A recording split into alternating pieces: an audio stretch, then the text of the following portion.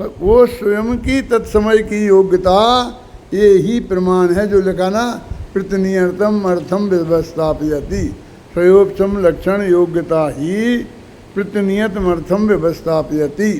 कि तेरे ज्ञान का ये क्या बनेगा, तो तत्समय की जो योग्यता है वो ही इस बात की व्यवस्था करेगी। कि कौन सी योग्यता, कि क्षयोपम लक्षण वाली योग्यता। क्यों कहा ऐसा, क्षयोपम लक्षण वाली क्यों कहा? ऐसा ही कहते हैं ना सीधी, क्योंकि वो तो अनादि से नक्की है ना। हमारी ज्ञान का पर्याय का ज्ञेय कौन बनेगा, ये अनादि से अनंत काल तक की सब पर्यायों का नक्की है। जितनी 3 काल के समय हैं उतनी ही एक ज्ञान गुण की पर्यायें हैं, और एक एक समय में एक एक पर्याय खचित है, और एक एक समय की उस पर्याय का ज्ञेय क्या बनेगा ये भी अनादि से ही नक्की है। अब सब कुछ नक्की है तो दूसरे में कारण खोजने की जरूरत क्या है, हैं? अभी विचार करो कि मैं अभी प्रवचन बंद करूंगा तो फिर सुमित जी का प्रवचन शुरू होगा, तो मेरा प्रवचन, मैं कारण हूँ सुमित जी के प्रवचन का, तो मेरा प्रवचन बंद करना कारण है नहीं, तो मेरा प्रवचन बंद करना कारण है। सीधा न्याय समझ में आता है ना, कोई संबंध ही नहीं है में। तो क्यों कि वे अपने तत्समय की योग्यता से उस समय उनका परिणामन होएगा, बस इतनी सी तो बात है। आपके बाद होगा ना, लेकिन हाँ, आपके बाद होएगा ना, तो उसकी योग्यता उसी समय है उनके होने की, उसका तो वो स्वसमय है, उसमें बाद माद कहाँ से लगाना। ये तो हमने अपने हिसाब से बाद आगे पीछे किया है। मैं पूछता हूँ कि 2 पुस्तकें हैं, तो इसमें आगे कौन है और पीछे कौन है? तुम्हारी तरफ से देखो तो श्रवण शतक आगे है और कृमि निमित्त पर्याय पीछे हो, मेरी तरफ से देखो तो कृमि निमित्त पर्याय आगे है और श्रवण शतक पीछे है। तो ना ये आगे है ना ये पीछे। अब आगे भी है पीछे भी है, आगे पीछे भी है, और ना आगे है और ना पीछे है। ये 4 विकल्प खड़े होते हैं इसमें, कि आगे है कि पीछे है, कि आगे पीछे है, कि ना आगे है ना पीछे है। 4 विकल्प हुए हैं। तो कहते ये तो कुछ नहीं है इनमें, ये तो अपने स्वस्थान में है, ये किसी के आगे पीछे नहीं है। अब इस अपेक्षा कहें इधर से देख लें तो ये पीछे है, इधर से देखें तो आगे है, प्रमाण से देखें तो आगे पीछे है, और यदि और देखें तो ना आगे है ना पीछे है, क्योंकि इससे इसका कोई संबंध ही नहीं है। क्योंकि ये आगे पीछे का चक्कर कि कोई ना कोई संबंध को स्थापित करता है, क्योंकि ये दो में होगा ना, आगे पीछे 2 में होगा ना। और भगवान आत्मा तो अद्वितीय है, जिसमें 2 है, दूसरा कुछ है ही नहीं। आप समझ में नहीं ना, अद्वितीय है। और अब वो कहते हैं कि बिल्कुल वो स्वसमय में ही होगा, वहाँ से किसी कीमत पर चिकने में नहीं है। इसमें ये पंक्ति आई है कि तुम चाहे जितनी कोशिश करो वो कार्य होगा स्वसमय में होगा, लगा स्वसमय में ही होगा, अपनी योग्यता से ही होगा और सहज होगा। माने तुम्हें कोई प्रयत्न करने की उसमें ज़रूरत नहीं है। इसको लगता है कि हम सहज मान लेंगे तो हम 0 हो जाएंगे, क्योंकि हमारी फिर कोई उपयोगिता नहीं रही है, हमारी कोई उपयोगिता नहीं रही ना।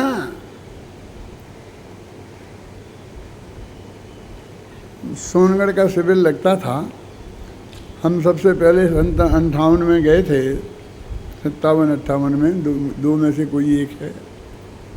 तो वहाँ जा कर के बस गुरुदेव का प्रवचन शुरू होता था, हो जाता था, कोई नहीं उद्घाटन नहीं, उच्चाटन नहीं, कुछ नहीं, माला नहीं, हार नहीं, कुछ नहीं, बस गुरुदेव श्री आए, बैठे और सब जने बैठे और गुरुदेव श्री ने प्रवचन शुरू कर दिया, शिविर शुरू हो गया। और समापन भी ऐसा ही होता था। तो उस दिन अंतिम प्रवचन हुआ गुरुदेव का और वो सिद्ध समाप्त हो गया, लोग चले गए। ये उद्घाटन कुछ होता ही नहीं था। और 20 दिन का शिविर होता था। अब हमने क्या तरक्की की है कि शिविर की लंबाई तो हमने धीरे धीरे कम करती दी गई। और शुरू का 1 दिन हमने उद्घाटन में ले लिया और 1 दिन समापन में ले लिया। 3 दिन का शिविर, 20 दिन से 3 दिन का शिविर रह गए। अभी कोई कार्यक्रम बनाते हैं ना तो कहते हैं कि भाई 5 दिन का बनाओ। मैंने कहा इंदौर का बनाना है तो 5 दिन का। अरे 5 दिन कौन रखेगा, 3 दिन उद्घाटन। तो 1 दिन उद्घाटन और 1 दिन समापन और 1 दिन का शिविर। क्यों ऐसा हो गया ना? माने वो जो उसके जो सीमा है वो तो सिकुड़ती गई। और जो उद्घाटन तो इसमें सम्मान, इसकी माला, इसको ये, उसको माला, इसको तिलक, उसको नारियल, उसको। अब धीरे धीरे धीरे बीमारियां बढ़ती जाती हैं। हम तो परेशान हैं। हमारे तो यहाँ भी वो हो जाता है, खुजली होने लगती है और टोपियाँ ख़राब हो जाती हैं। कितनी टोपियाँ रखें? कुर्ता ख़राब हो जाते हैं, कितने कुर्ता रखें? उनसे बहुत कहें भाई साहब माफ़ कर दो तो कोई माफ़ नहीं करता। क्या वास्तव में इनकी क्या ज़रूरत है? ज्ञान का उद्घाटन ज्ञान का नहीं है। हमारे आचार्यों ने तो मंगलाचरण में भी कंजूसी की है। समंत स्वयं कुंद स्वामी ने प्रवचन सार में 5 गाथाओं में मंगलाचरण किया था। तो समय सार में 1 ही गाथा, 1 गाथा में ही निपटा दिया। और ये परीक्षा मुख सूत्र है, मैंने आपका नाम बताया था, उसमें तो मंगलाचरण ही नहीं है। वो तो यहाँ से शुरू हो जाता है, प्रमाणादर्थ संसिद्धि तदाभासात् विपर्यया इति वहाँ से लक्ष्मण सिद्धम अपलम लगी। ऐसा क्या अर्थ है कि प्रमाण से पदार्थ की सिद्धि होती है और प्रमाणाभास से सिद्धि नहीं होती है, उसका विपर्य होता है, असिद्धि होती है। इति ऐसा मैं समझकर मैं उनका वर्णन करता हूँ। और कैसा वर्णन करता हूँ? अल्पम लघी ऐसा, छोटी बुद्धि वालों को संक्षेप में। और एक शब्द और कौन है?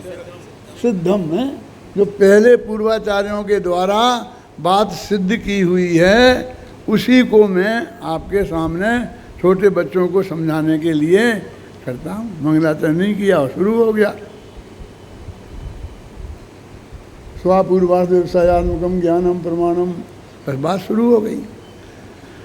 फिर वहाँ खुद प्रश्न उठाया, मानो शिष्य ने उठाया हो, आचार्य ने खुद उठाया कि मंगलाचरण क्यों नहीं किया? कि हमारा तो प्रत्येक वाक्य मंगलाचरण है। क्या जवाब? असली जवाब तो ये है कि हम तो मंगल ही मंगल बात की जाती है, अमंगल कार्यों में मंगलाचरण होता है। घबराना नहीं। विवाह शुभ विवाह है। विवाह शुभ होता है कि अशुभ? विवाह करने का भाव शुभ भाव है कि अशुभ भाव है? हैं?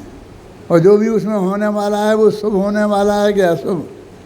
तो जो अशुभ है उसमें शुभ लिखा जाता है। हैं? हमारा तो सारा काम ही शुभ है। हम तो पूजन कर रहे, तो भगवान की भक्ति ही कर रहे पूजन में पूरी। अब इसमें और मंगलाचरण की क्या ज़रूरत है? हैं? और उन्होंने कहा कि नहीं मंगलाचरण तो होना चाहिए। कुछ लोग कहते ऐसी बात नहीं है, नास्तिकता के परिहार के लिए तो होना चाहिए। और वे क्या है, क्या 4 बातें हैं ना, शिष्टाचार के परिपालन के लिए, नास्तिकता के परिहार के लिए, हैं, ग्रंथ की निर्विघ्न समाप्ति के लिए, निर्विघ्न की समाप्ति के लिए मंगलाचरण होना चाहिए। तो उन्हें ज़्यादा बहस में नहीं पड़े। उनने कहा कि तो है ये मंगलाचरण तो है ये क्या? प्रा माने उत्कृष्ट, माँ माने केवल ज्ञान रूपी लक्ष्मी रामाने जिनके अंदर विद्यमान है ऐसे भगवान उनको स्मरण हो गया बस। प्रमाण आदर्श संसिद्धि लिखा ना, तो प्रमाण शब्द में भगवान को नमस्कार हो गया है? उसी में से उन्हें अर्थ निकाल दिया। अनेक अर्थ वाले होते हैं। तो ऐसे शास्त्र है, महाशास्त्र है वो, छोटा मोटा नहीं। तत्वार्थ सूत्र में भी मंगलाचरण नहीं है। हमने तो पढ़ा है ना, मोक्ष मार्ग से नेतारम भेतारम कर्म भूवताम ज्ञातारम विश्व तत्वानाम वंदे तद्गुण लब्धये। और ये इतना जबरदस्त मंगलाचरण है कि जिस पर हमारे आगे के आचार्यों ने किताबें लिख दी पूरी की पूरी। आप्त मीमांसा इसी छंद के आधार पर है। इन्हें आप्त का जो स्वरूप बताया है, उसकी आप्त की सिद्धि, आप्त की परीक्षा, आप्त की मीमांसा, वो सब इसी के आधार पर लिखी गई।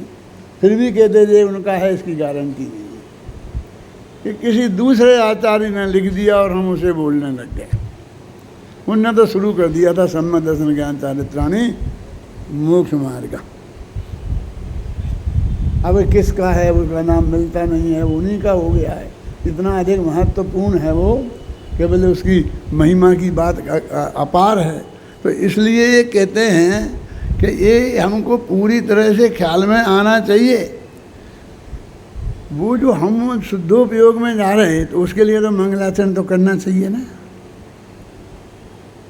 उसके लिए भी महामंगल काम के लिए मंगलाचरण करें, वो तो महामंगल काम है। जैसे सीधे मोक्ष की प्राप्ति होती है, अब वो भी हमें मंगलाचरण पूर्वक करना पड़ेगा। अब मैं 4 की व्याख्या में नहीं पढ़ना चाहता हूँ। क्या लिखा? निर्विघ्न समाप्ति के लिए मैं मंगलाचरण करता हूँ। अरे काय का विघ्न, किसका विघ्न, कैसा विघ्न? मुझे कोई विघ्न की कल्पना नहीं है। क्या विघ्न होना है, हैं? मेरे चित्त में कोई विकल्प नहीं है कि कोई विघ्न खड़ा होगा, हैं? और गुरु के प्रति शिष्टाचार का परिपालन के लिए तो गुरु ने जो समझाया है वही तो समझा रहे हैं। कि आपने स्वामी जी आपके गुरु हैं? मैंने कहा हाँ पक्के। तो आपने उन्हें याद तो किया ही नहीं। अरे एक एक शब्द में उनको याद कर रहे हैं, वो बात ही कह रहे हैं जो उनने हमें सिखाई है, जो उनने हमें बताई है। तो एक एक बात में उनकी स्मृति विद्यमान है।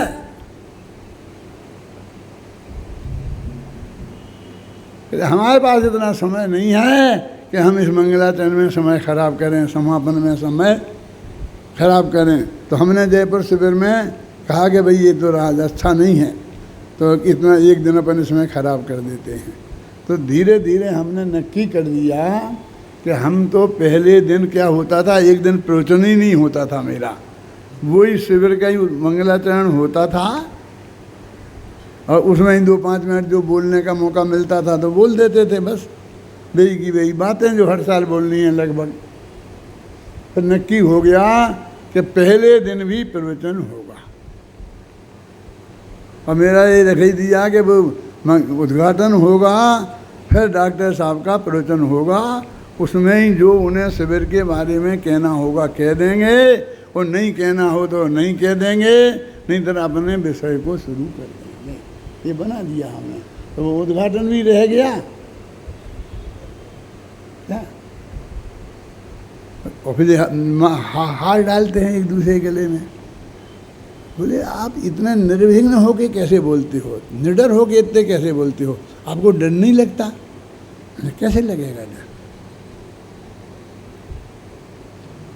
मंगलाचरण की बात कर रहा हूँ ना।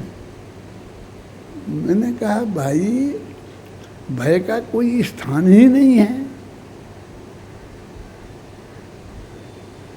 गुरुदेव के साथ में सब लोग बातचीत करने में बहुत घबराते थे।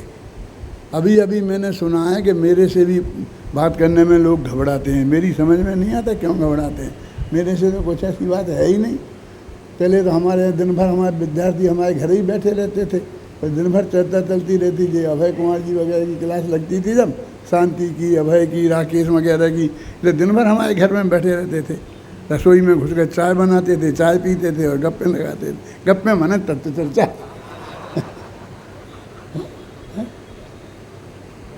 क्यों? लेकिन गुरुदेव से सब घबराते थे, मैं सब बात करता था। अब वो आश्चर्य होगा, मैं गुरुदेव से मजाक भी करता था वो भरी सभा में। एक दफ़े गुरुदेव ने कहा, कोई समाचार आया कि वहाँ पर वृत्ति ऐसे हुए, व्रत लिया उसने, ये लिया। बोले पंडित जी तुम्हारे एरिया में तो गली गली में वृत्ति बैठे हैं। क्या कहा? गली गली में वृत्ति बैठ में, चाहे जो कुछ व्रत लेता है, किसी को सम्मा दर्शन की तो खबर नहीं है, सम्मा दर्शन के बिना व्रत होते नहीं है ये किसी को पता नहीं है। चाहे जो आता है वो व्रत ले लेता है और देने वाले दे देते हैं। गली गली में वृत्ति बैठे हैं। तो मैंने कहा महाराज हमारे यहाँ के लोग क्या कहते हैं आपको मालूम? भरी सभा की बात बोलता हूँ कि सोनगढ़ में तो गली गली में सम्यक दृष्टि बैठे हैं। उनने कहा था तो गुरुदेव खूब जोर से ठहाका मार के हंसे। मेरे से लोग ऐसे कैसे बोल लेते हो आप? ऐसे आपको डर नहीं लगता? नहीं, काय का डर लगेगा, काय का डर लगेगा कि यदि गलती निकल गई और उनने गलती बता दी, ऐसा लोगों को डर लगता था कि मैंने कुछ बोला, मैंने प्रवचन किया और गुरुदेव ने सुना और उनके मुंह से एक कमेंट्स निकल गया कि भाई इसमें ये बात गलत थी, तो बस मेरी इज्जत गई और मेरा जीवन खत्म हो गया। ऐसा मानते थे लोग। मैं बड़ों बड़ों के नाम बता सकता हूँ कि नहीं, गुरुदेव के सामने तो मैं नहीं करूँ। गुरुदेव तुम क्यों नहीं करे? गुरुदेव के सामने तत्व की बात करनी है तो क्यों नहीं करोगे? क्योंकि बस उनके मुंह से कुछ निकल गया तो बस खत्म है। मैंने कहा हम ऐसे नहीं हैं। और गुरुदेव के सामने यदि हमारी गलती निकल गई तो गुरुदेव के सामने नहीं निकलेगी तो कहाँ निकलेगी? फिर तो वो जिंदगी भर गलती हमारे माथे पड़ी रहेगी ना। इसलिए मैं इस बात से नहीं घबराता हूँ कि कहीं गलती निकल गई और गुरुदेव ने उस पर नेगेटिव कमेंट कर दिया कि ये बात गलत थी तो मेरी इज्जत चली जाएगी। अरे मेरी इज्जत तो बढ़ जाएगी, जाती नहीं है। गुरुदेव ने मेरी बात को ध्यान से सुना और कुछ कहा और मेरी गलती निकल गई, इससे बड़ा लाभ दुनिया में और क्या होगा? है ना? भय का क्या कारण है? अशांति का क्या कारण है? लेकिन बात यह है कि वे महापुरुष हैं और उनको शांति, उनकी शांति भंग नहीं हो।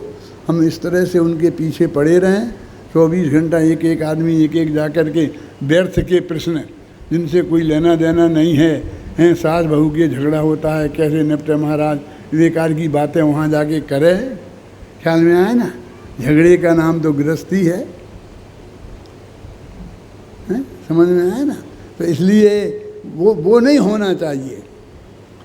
लेकिन शुद्ध सात्विक मर्यादा एक मैं कहता था कि अकबर को एक बीरबल चाहिए। आया समझ में कि नहीं समझ में? 24 घंटा तनाव तनाव तनाव की बातें होती रहें तो उसका ब्लड प्रेशर बहुत हाई हो जाएगा। तो बीच बीच में एक फुलझड़ी छोड़ने वाला चाहिए, बीरबल जैसा, जो उनके जो चित्त को थोड़ा हास्य में लाए, आनंद में लाए, हल्कापन करे उन्हें। तो मैं समझ लो गुरुदेव का बीरबल हूँ।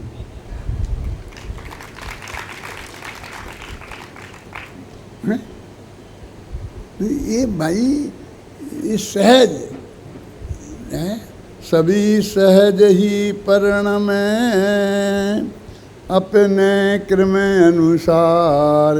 ये 14वां छंद है सहजता का। सभी सहज ही पर्ण में अपने क्रम अनुसार। बहुत बड़ी बात कही है। अभी हम तो कहते अपने आत्मा निरंतर, उसकी सब बातें नक्की हैं, ये नक्की हैं, तुम स्वर्ग जाओगे कि नरक जाओगे ये नक्की है, सब कर्म नक्की है। वो कहते ये हमारा ही नहीं है, सभी द्रव्यों का है। आकाश द्रव्य का परिणाम नक्की नहीं है। भाग्य की बात ऐसी है कि हमेशा एक सही होता है, अब वो ही नक्की है, उनका ऐसा ही नक्की है कि हमेशा एक सही परिणमन होगा। धर्म द्रव्य का ऐसा ही नक्की है कि उनको ऐसा ही परिणमन होगा, हैं? काल द्रव्य का ऐसा ही नक्की है। तो इसलिए हमको ऐसा नहीं लगता कि कोई अटपटी बात है। अब जीव और पुद्गल में अलग टाइप के परिणमन होते हैं, उनको नए नए प्रकार के, तो हमको इसमें ऐसा लगता है कि ये कैसे है। तो कहते हैं कि हमें अकेला अपना ही परिणमन की स्वीकृति की बात नहीं है, पर द्रव्य के परिणमन भी सहज होता है और कोई बदला बदली नहीं कर सकता है। ये भी हमें समझना बहुत ज़रूरी है। क्यों? क्योंकि हमें अधिकतम विकल्प जो आते हैं वो तो परद्रव्य में परिणमन के ही आते हैं। हमें अपनी गलती तो दिखाई देती ही नहीं है। अपनी गलती सुधारने का तो किसी को विकल्प ही नहीं आता। ये पड़ोसी ने ये गलती करी, उसने ये गलती करी, उसको ठीक होना चाहिए। आप समझे ना? तो परद्रव्य में फेर फार करने का हमको जो विकल्प आता है, तो हमें ये समझना चाहिए कि उसका परिणमन भी सुनिश्चित है। सभी सहज ही परिणमय, वो सहज परिणमन होता है उनका। यदि मैंने नहीं किया और उसमें नहीं परिणमा, तो वो 6 शक्तियाँ हैं, उनके संबंध में मैं ऐसा बोलता हूँ। कौन कौन सी? भाव शक्ति, अभाव शक्ति, भाव भाव शक्ति, अभाव भाव शक्ति, भाव अभाव शक्ति, अभाव भाव शक्ति। कि वस्तु के परिणमन की व्यवस्था इतनी मजबूत है, इतनी सुव्यवस्थित है कि तुझे उसमें कुछ नहीं करना। अपन कहते हैं कि देखो, जिस समय जो परिणाम प्रकट होना है वो परिणाम होगा ही। ये कौन बताता है? भाव शक्ति। भाव शक्ति कहती है मेरी जिम्मेवारी है कि जिस समय जो कार्य होना है वो होगा ही। तो वो शिष्य कहता है कि 2 पर्यायें तो एक साथ हो नहीं सकती हैं। अब इस समय जो पर्याय होनी है वो होगी, वो तो जब होगी जब पहली खिसकेगी। यदि पहली नहीं खिसकी आगे को तो जब होगी कैसे? अब अगर तुम गद्दी पे से उठो तो हम बैठें कि आइए साहब बिराजिए बिराजिए। अब दूसरी कुर्सी तो है ही नहीं, और बिराजिए कितने कहो क्या होता है कि तुम उठो तो हम बैठें। वो पर्याय जाए तो दूसरी पर्याय आए। कहते घबराओ मत। एक अभाव नाम की शक्ति है जिसका एक ही काम है कि जो वर्तमान में पर्याय है, प्रत्येक द्रव्य की बात चल रही है, वो अगले समय में उसका अभाव गारंटी से हो। वो ड्यूटी वो शक्ति निभाएगी, तुझे नहीं करना है उसमें कुछ। ये वर्तमान पर्याय को लाने का नहीं करना है क्योंकि वो भाव शक्ति लाएगी, और पूर्व पर्याय को हटाने का नहीं करना है क्योंकि वो अभाव शक्ति का काम है। निपट गया। वो कहते नहीं, वो जो वर्तमान पर्याय हुई वो नहीं हो गई, कोई दूसरी हो गई तो? लड़का होना था वो लड़की हो गई तो?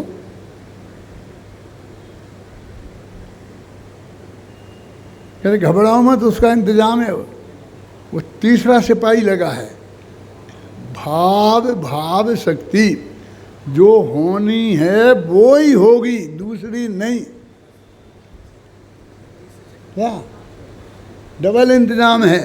भाव शक्ति से होगी, और भाव शक्ति का काम क्या है कि वही होगी, दूसरी नहीं होगी।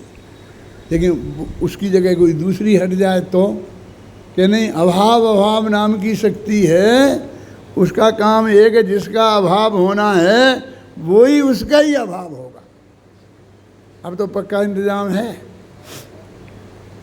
कहते नहीं, जिसका अभाव हुआ फिर दोबारा अभाव हो जाए तो? कहते ऐसा नहीं है, जो भाव है उसका ही अभाव होगा, और जिसका अभाव है उसका ही भाव होगा। यदि भाव अभाव शक्ति और अभाव भाव शक्ति, ये 6 शक्तियाँ प्रत्येक द्रव्य में निरंतर मौजूद हैं, और ये लग रही है। जब मैं किरमत पर्याय लिख रहा था, सच्ची घटना है। क्यों अभय जी, आपको मालूम पड़ेगी क्या कह रहा हूँ मैं? सच्ची घटना है कि मैंने उसमें लिखा था कि 6 ही द्रव्यों में ये 6 ही शक्तियाँ घटित होती हैं। तो मेरे बहुत मित्रों में, जिसमें पाटनी जी भी थे, बाबू भाई भी थे, अब और बड़े नाम में गिनाना नहीं चाहता हूँ, ये तो मेरे बहुत घनिष्ठ मित्र थे, इसलिए इनका नाम मैं ले देता हूँ। उनने कहा कि आज तुम्हारी इज्जत जाने वाली है, क्योंकि ये 47 शक्तियाँ तो आत्मा की हैं और तुम 6 ही द्रव्य में घटित कर रहे हो। तो आज तुम्हारी, जो तुम पढ़ोगे, गुरुदेव के सामने पढ़ते थे ना पहले किताब, फिर बाद में छपाते थे, तो आज तुम्हारी इज्जत जाने वाली है। मैंने कहा नहीं भाई, ये बात तो ये सच्ची है। कि नहीं है, हमने पढ़ा है सब आत्मा की शक्तियाँ हैं, तो ये आत्मा पर ही घटित होंगी, 6 द्रव्यों पर घटित नहीं हो सकती। बोले ज्ञान शक्ति थोड़ी है तुम घटाओगे उस पर, ज्ञान शक्ति तो अकेली आत्मा पर ही घटेगी, लेकिन ये शक्तियाँ 6 ही द्रव्यों पर घटित होंगी। उन लोगों ने मुझे बहुत डराया कि ये चाल लेने आप निकाल दो क्रमबद्ध पर्याय में से। मैंने कहा मैं तो नहीं निकालूंगा, कि गुरुदेव निकलवा देंगे, मैं कि फिर निकाल दूंगा, मुझे क्या है, गुरुदेव कहेंगे तो 1 मिनट में निकाल दूंगा, आप लोगों के कहने से मैं नहीं निकालूंगा। बोले कहीं प्रमाण है तुम्हारे पास? तो मैंने कहा मुझे प्रमाण तो मेरे पास नहीं है, लेकिन ये गुरुदेव भी ऐसा ही मानते होंगे जैसा मैं मान रहा हूँ। क्योंकि नहीं मानते, हमने कितना, अभी आप अभी आए हो और हम कितने पुराने हैं। पाटनी जी तो बहुत पुराने थे ना, ट्रस्टी थे सोनगढ़ के, वे सब तो सो गए।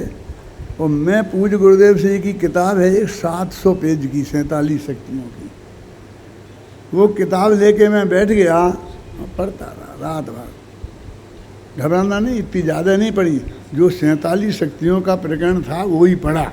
वो 47 शक्तियों में भी जो भाव अभाव वाली शक्तियों का प्रकरण था वो ही पढ़ा। वो पढ़कर मुझे उसमें 4 लाइनें मिल गई, जिसमें ये लिखा था कि ये 6 द्रव्यों पे घटित होती। मैंने सबको बताया, बाबू भाई को बताया, पाटनी जी को बताया, खेमचंद भाई को बताया, सबको बताया, देखो ये लिखा गुरुदेव के। कोई गलती से छप गया होगा, ऐसा हो गया होगा, ऐसा हो गया हो, हरि भाई की करामात होगी।